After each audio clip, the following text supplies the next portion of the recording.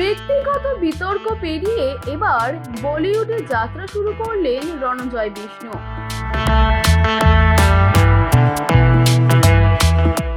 প্রাক্তন প্রেমিকা সোহিনী সরকারের বিয়ে থেকে একাধিকবার সংবাদ মাধ্যমের শিরোনামে রণজয় বিষ্ণুর নাম উঠে এসেছে। কখনো তার প্রেম জীবন নিয়ে সোশ্যাল মিডিয়ায় হইচই পড়ে গিয়েছে, আর সেই তর্ক বিতর্ক সব পেরিয়ে এখন অভিনেতার বলিউডে পা রেখেছেন। সেলজোন নিয়ে এসেছে একটি দুর্দান্ত অফার, যেখানে আপনারা 0% ডাউন পেমেন্ট এবং 70% এক্সচেঞ্জ ভ্যালুতে নতুন ফোন পেয়ে যাবেন। আমাদের এখানে Samsung, Oppo, Vivo, Redmi, Realme, আইফোনের মতো সমস্ত ধরনের ব্র্যান্ডই অ্যাভেলেবল রয়েছে। আপনাদের ডকুমেন্ট যেই অ্যাড্রেসেরই হোক না কেন, আমরা লোন করাতে সক্ষম।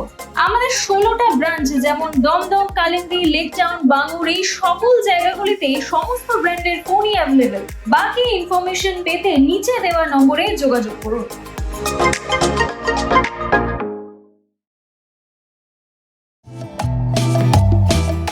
मैं मुलायम সিনেমার ট্রেলারে ইতিমধ্যেই রাজনীতিকের ভূমিকায় সাদা পোশাকে কালো মোটা ফ্রেমে চশমায় নজর কেড়েছেন টলিপাড়ার রণজয় বিষ্ণু।